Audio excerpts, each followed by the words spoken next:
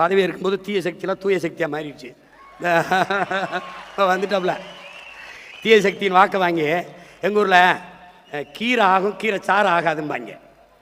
புரியுதா? கீரை சாப்பிடுவான், கீரை சாறு குடிக்க மாட்டேன். திமுக ஆகாது. திமுகவால் ஓட்டு வாங்கி ஜெயிச்சு வந்த எம்எல்ஏலாம் ஆகும். 10 லட்சம் கோடி கடன் இருக்குது. அது தெரியாமல் தான் முதலமைச்சர் வேட்பாளரை போட்டிட்டில்ல. காலக்கோடு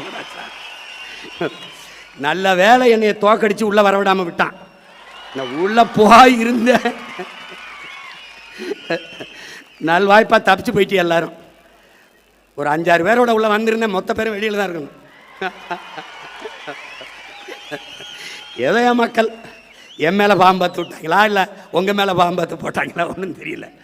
ஏன்னா போயிருக்கு 10 லட்சம் கோடி கடன். நானே பாட்டா பாடினேன், 10 லட்சம் கோடி கடலில் நாடு, இதில் இலவசம் வேற பெருவக்க கேடு. தெருவா ஊராக பேசினேன். முதலமைச்சர் ஆன பிறகு தான் அவருக்கு தெரியுது 10 லட்சம் கோடி கடன் இருக்குன்னு. ஐயா அப்படியா? 10 லட்சம் கடனா? கடன் 10 லட்சம் கோடி இருக்குது. இந்த இலவசங்களை கொடுக்க முடியாது. 1 லட்சம் கோடி ஏற்கனவே வட்டி. பட்ஜெட்டே 3 லட்சம் கோடி தான். வட்டியே 1 லட்சம் கோடி போகுது. நீங்கள் சொல்கிற அறிவிப்பு இதெல்லாம் செயல்படுத்த இன்னும் 10 லட்சம் கோடி கடன் வாங்க வேண்டும். அப்போ மொத்த பட்ஜெட்டையும் வட்டியை கட்டிக்கிட்டு ரொட்டியை திண்டு தெரிய வேண்டியதான் நான் சொன்னேன். நீங்கள் கேட்கல. அப்போ நீங்கள் என்ன பண்ணீங்க? கொடுக்க முடியாது என்று தெரிந்து வெற்று வாக்குறுதிகளை கொடுப்பதுதான் மக்கள் துரோகம், மக்கள் விரோதம், ஏமாற்றம். நாங்கள் உண்மையை சொன்னோம், தோற்று போனோம், மேன்மையாக கருதுகிறோம். நான் தர மாட்டேன், கொடுக்க முடியாதுன்னு சொன்னேன். ஆனா நீங்க 2500 இப்பதான் தெரியுது கொஞ்சம் காசு இல்ல. அது கூட தெரியாம எதுக்கு வந்திய? 6 சிலிண்டர் எப்படி கொடுக்குறீங்க? நானும் பார்க்க தானே போறேன். எப்படி கொடுக்குறீங்க? ஒருவேளை நீங்க போரிட்டு ஈரானையே கைப்பற்றினாத்தான். நீ பிரபாகரன் மகண்டாவே, நம்மாழ்வார் மகண்டா. நீ கொடு, நான் மாட்டு சாணத்திலிருந்து சிலிண்டர் தயாரித்து என் பிள்ளைகள் கொடுக்குறனால என்பார்.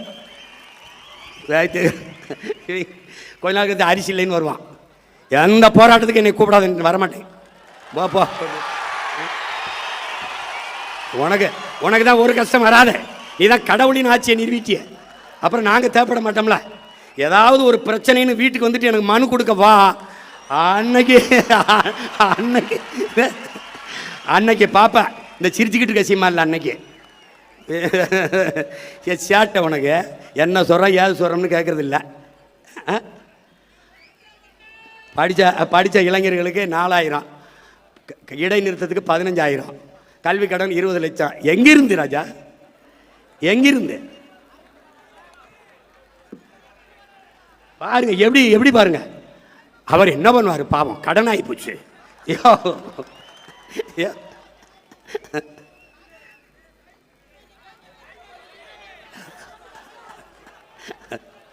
வரும் தாய்மாமன் சீர்.